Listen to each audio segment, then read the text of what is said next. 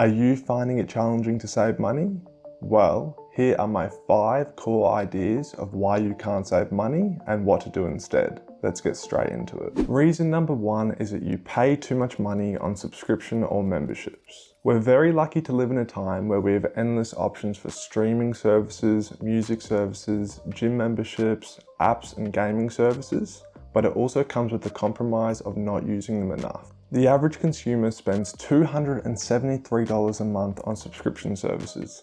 That's over $3,000 a year just on these services. While most of them cost under $20 a month, it's the combination of them that really start to add up. So, to save money on these services, you should round them all up into a spreadsheet and work out how much they cost compared to how much you actually use them.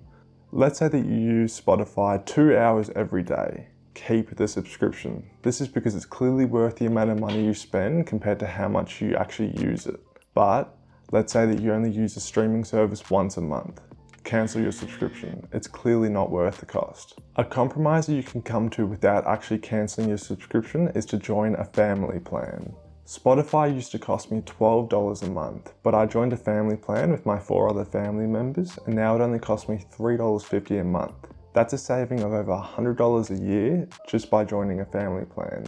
You can use this same principle when applicable with different services. Another reason why you can't save money is because you probably aren't living below your means. Living below your means means that you spend less money than you make and you have leftover money at the end of every single month.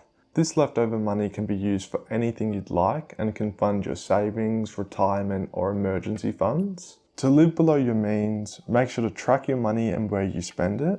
You should also reduce impulse purchases, negotiate your bills and rent, downsize your housing, and live more frugally. Number 3 of why you can't save money is because you don't have a smart savings goal. A smart goal is specific, measurable, attainable, relevant, and time-bound. The first aspect is specific. So it's what do you want to save for? Like what exactly do you want to save for? Now an example would be, I want to save for a starter emergency fund. The second aspect is measurable. How much do you plan to save for? So it has to be measured. It can't be like, I want to save more money. It has to be like, I want to save this amount. And this amount for a starter emergency fund is $1,000. The third aspect is attainable. Is it realistic to save for? Like, if you're on a minimum wage, you wouldn't create a goal that's like, I want to save $100,000 in a year because it's just not attainable whatsoever. Whereas in my case, I'd be like, yes, if I cut back on expenses and impulse purchases, I can save for it a lot quicker. The fourth aspect is relevant. Is it really worth saving for? This is to cut out your impulse purchases or just stupid purchases that you really do not need. For my example, I said yes because I'm in dire need of a safety net. The fifth and last aspect is it time bound? So how long will it take you to meet the goal? For my example, I'd say 7.5 months if I save $30 a week, even quicker if I save more. See how I've just set a clear action plan of how I'm going to save $1,000 for an emergency fund? You can do the exact same thing with a smart savings goal. Having a goal written down will undoubtedly decrease your impulse purchases and it will incline you to save the goal a lot quicker. Reason number 4 of why you can't save money is because you forget that little payments add up quickly. Humans are great at forgetting that little payments can add up to a big amount over a long period of time. It's always the little payments that don't seem a lot in the moment that add up a lot over a year. That $3 coffee you buy every single day before work costs you $720 a year. Or that $5 sandwich you buy twice a week is costing you $520 a year. You may only think it's a few dollars here and there, but it does add up a lot over a long period of time.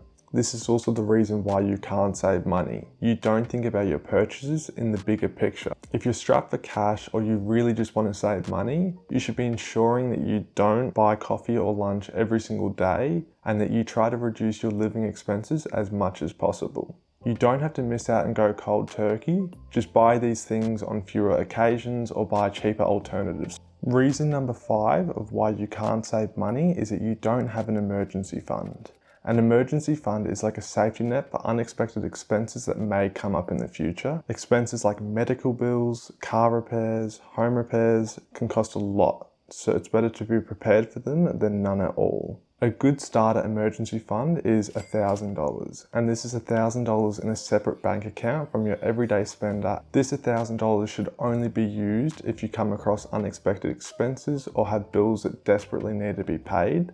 Emergency funds are also helpful in situations if you lose your job, if you have outstanding pet bills, or if you need to take time off work. They're generally just a really good safety net to have. So that wraps up my 5 core reasons of why you probably can't save money. There's always going to be factors that affect everyone differently, so choose the methods that work best for you. Remember, you can only save money if you truly want to. So try to get in a money saving mindset and apply these strategies as soon as possible.